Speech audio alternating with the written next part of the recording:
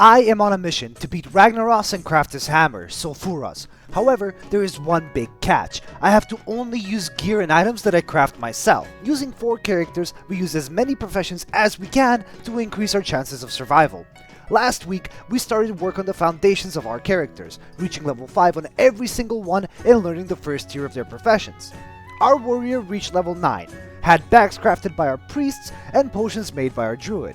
We even crafted a 2-handed weapon using leather gathered from our rogue. This week is all about building up on what we have laid down, surviving close calls, and getting incredibly lucky with world drops. Welcome back to Hardcore CraftedLocked. We start off on our warrior. Last time we reached level 9 and we forgot to train our abilities, so that was first on the menu. We then smelt some ore and go to the gold shard inn to train cooking. I have read your comments and the answer is very clear. We cook our own food around these parts. Whilst we still had world buffs, I decided to first clear out the murlocs for our quest. And while I was at it, I mined some copper and killed some more wolves to get our first pieces of meat that we intend to cook up. Heading back to the inn, we cook up some of the meat into our first few meals, and then venture back out to scout out the Jasper Lode mine. And on our way, we kill some mobs and reach level 10. We also stop from time to time to kill some more wolves. Exiting the mine, we get invited to a guild. For now we joined, but in the future I plan on opening our own guild, once I get enough gold and sign the petitions of course. The guild will be on Soulseeker EU, so if anybody is playing on this server, make sure to join my Discord, which is linked in the description, as when the guild is formed you will be the first ones to know. This would also allow us to run dungeons and help each other as a community. Back at Goldshire, we vendor some of the trash courtesy of having more backspace, and we train some more of our abilities. Now that we reached level 10, and after turning in more quests, I finally head back to Stormwind, and we finally train 2-handed swords. This allows us to finally wield the sword we crafted, which was the Copper Claymore, effectively doubling our damage output. I then finally also trained Journeyman Blacksmithing and Journeyman Mining. At this point, our cooking was not leveled at all, and neither was our 2-handed sword skill, and in order to quickly level it so that we can stop using our level 1 food, we decided it's time to grind some boars, South Park style.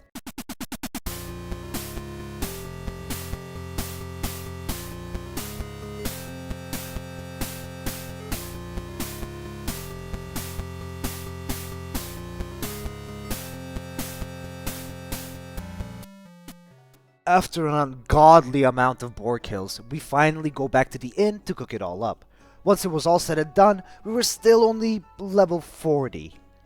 So, back to the farm we go!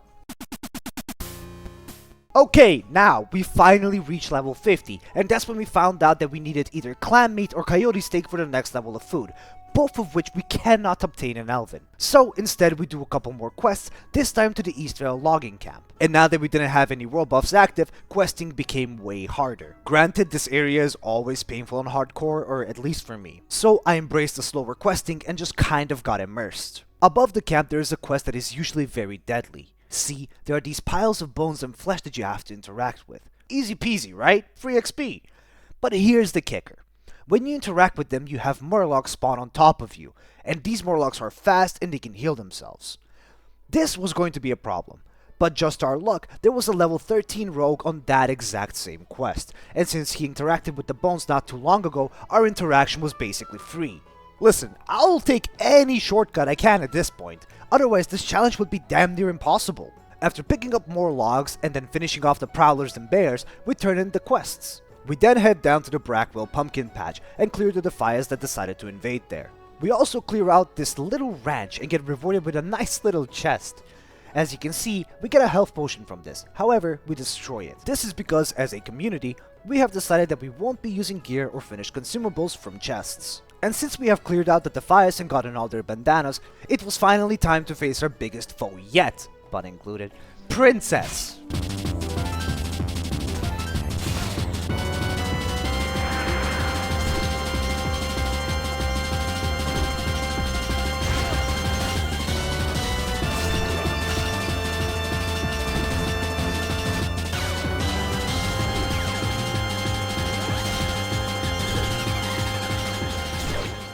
We pick up her brass collar and we take our leave, stopping by the logging camp to turn in the bandanas and vendor some trash. Heading back to Stormwind, we pick up a couple of mild spices and then head to the inn, and finally cook up some spiced wolf meat. We then decide to finally go and do our warrior quest. We were level 11 with potions and battle shout up, and of course our lovely food, which gave us +2 stamina and spirit. And then we mug Bartleby for his mug. We then stop by the Dwarven district to smelt some more copper and level up our blacksmithing. We also finally pick up Journeyman mining. Somebody also commented about me not having the Soul of Iron buff, so in order to show proof of authenticity, I decided to make the journey to Ironforge via the Deep Run tram. After chasing a couple of rats, we finally decide to head inside Ironforge, the home of our priest and our rogue. And we finally get our Soul of Iron buff. This buff does nothing beneficial. It's just kind of a statement that we never died on this character. It periodically turns us into stone, but it gives no beneficial stats. After everything, we head back to Stormwind, head for Goldshire, and go towards the Eastvale logging camp, where we are tasked with grabbing Marshal Haggard's badge. Sadly, this would have to be another 2v1, but we went for it anyways. No fear, right? At this point, we also unlocked Sunder Armor, which reduces the enemy's armor rating significantly. I was so pumped to use it that I completely forgot about Thunderstrike. At just a bit over 200 health left, we dispatch of his guard and start focusing our damage onto Jack. And whilst it was getting too close for comfort, with us dropping down to just over 100 health, we finally kill Jack, take his key, and grab Haggard's badge. We also had a quest to kill Murlocs for their fins, and this is where something insane happened. So you know how this is a CraftedLocked challenge? Well, one of these Murlocs was about to give me a surprise that even I didn't believe it wasn't scripted. The surprise in question? A recipe! And not just any recipe, it was the recipe for the Copper Chain Vest. This beautiful piece of armor would give us more armor rating and, more importantly, +1 strength. And we already had all the materials to craft it. And then we had our first close call. On this little piece of land surrounded by water, there are a lot of Murlocs. We cleared most of them without a problem, but there was a chest. I really don't know what draws me so much toward these stupid chests. I just tunnel vision onto them and then I think I have to get them. So I went for it, and this is exactly how it went.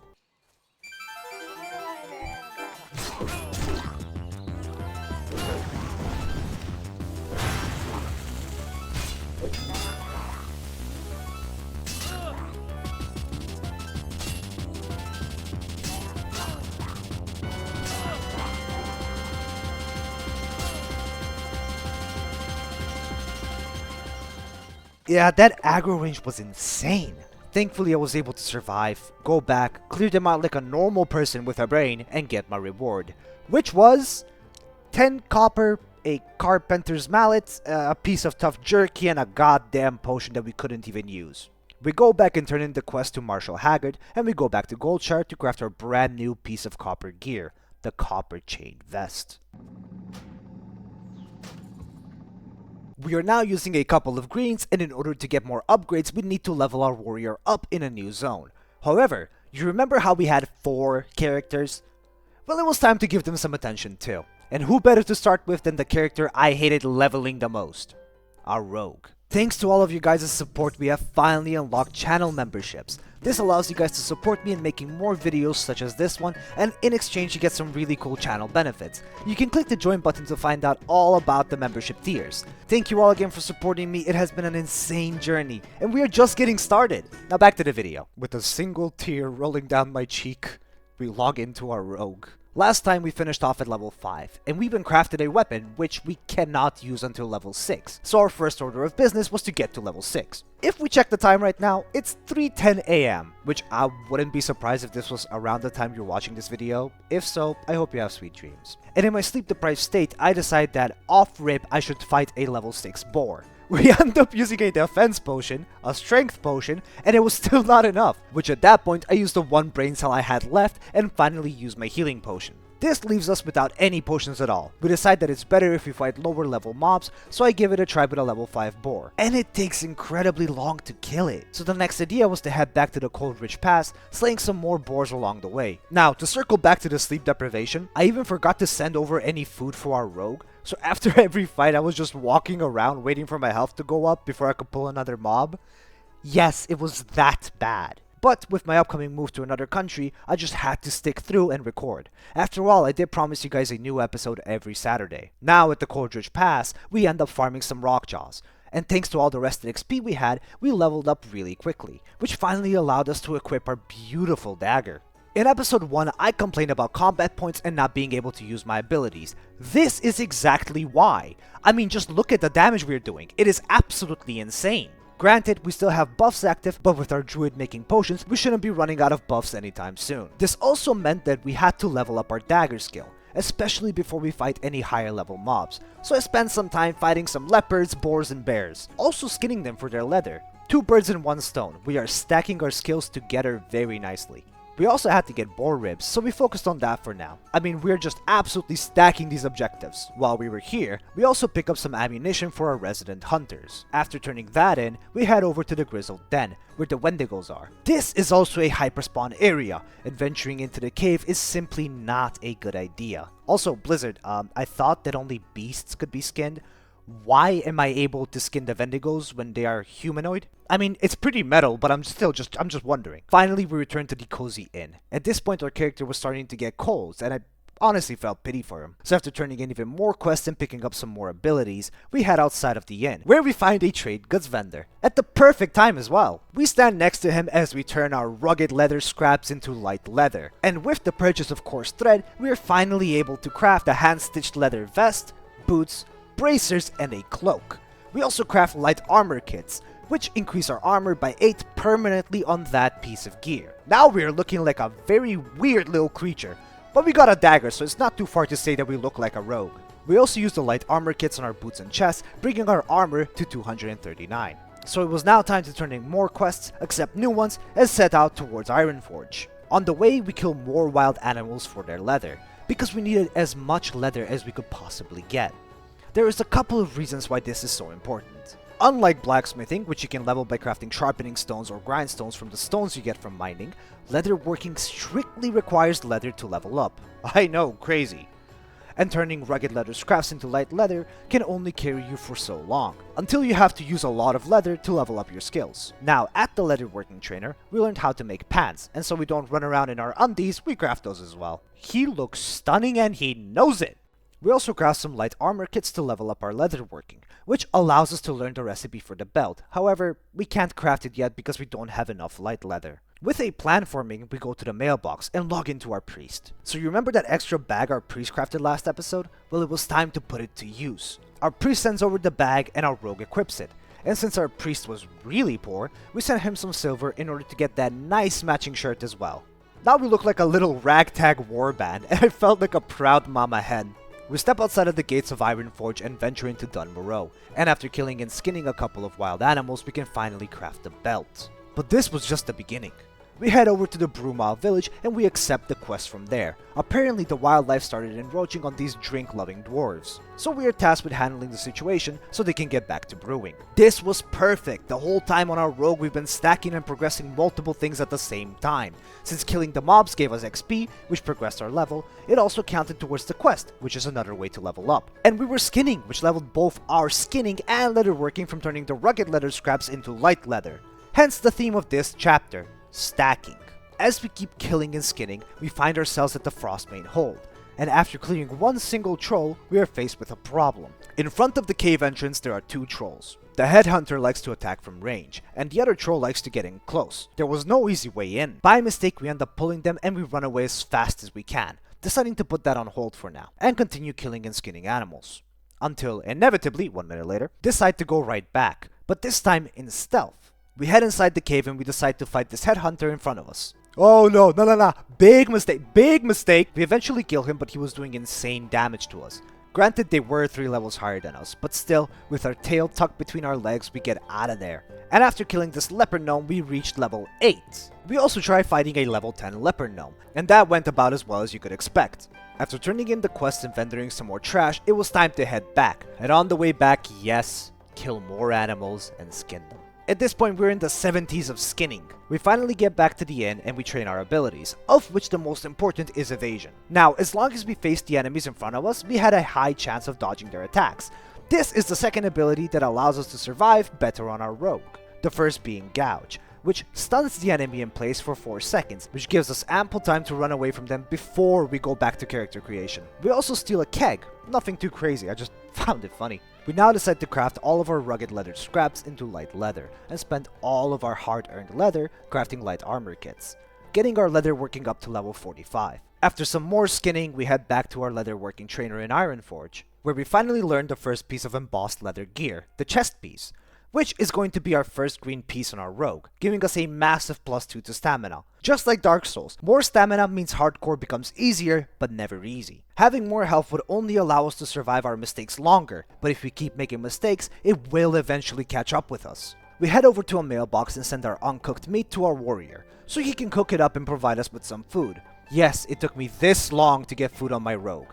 And yes, I didn't use any food until this point. Also, for anyone questioning my decisions in the comments, we are on the same page. Rewatching this footage made me realize just how many bad decisions I do per hour. I've got to have broken some sort of world record by this point. Since we also sent some armor kits to our warrior, we decide to put those on for extra boost to our defenses. We then send some healing potions, cooked wolf steaks for that +2 stamina and +2 spirit, level 1 food, 5 bandages, and 5 sharpening stones to our rogue, because our rogue was about to go through something very similar our warrior went through. And that was boar farming. As we are farming these boars, I'd like to apologize for not having as much progression in this video. Between selling stuff, moving countries, and working full time, I tried my best to record and edit as much as I can. But the good news is that now that I'm mostly settled in, I can get back to progressing our characters, so for next Saturday, I am planning on dropping a longer episode with more progression, as my personal apology to the community. I also want to thank you guys so much for your support and for sticking around during this transitional period of my life. Okay, you can stop farming now, Mr. Rogue? Are you sure? I don't think this will be enough. Oh, don't worry, you will farm more. But first, I need you to go to that cave over there. Just say you want to reroll Warlock. We have a quest where we need to steal some meat from this big yeti called Old Icebeard. The way you're supposed to do this quest is by waiting for him to patrol.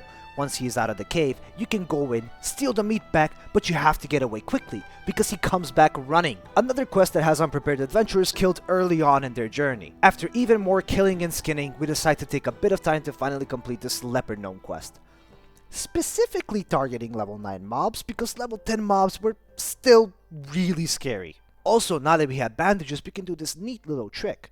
If we pull more than one mob, we can kill one mob, gouge the other, and run away to bandage up before continuing the fight. This recovers not only our HP, but also our energy, so we can start stacking combo points on the other mob very quickly. We make a quick stop at the Brew Mob village again to vendor some trash, and back to grinding we went. We were also finally able to go inside the cave. Someone even cleared out the front for us, so it was just a matter of walking in, exploring it for the quest, and getting out in stealth. We also went up to Shimmer Ridge to clear more headhunters and pick up the Shimmer Wheat for our quest. This was actually not as bad as I thought. Even though we didn't have kick, we could still gouge the casters to stop their spells from dealing disgusting amounts of damage to us. We could also gouge to stop them from running away from us into more mobs. After getting all the Shimmer Wheat, we turned in the quest. However, we still need one more headhunter. And so we went back to the cave entrance, where we did our first 2v1 against 2 full HP mobs on our rogue. It was time to evade.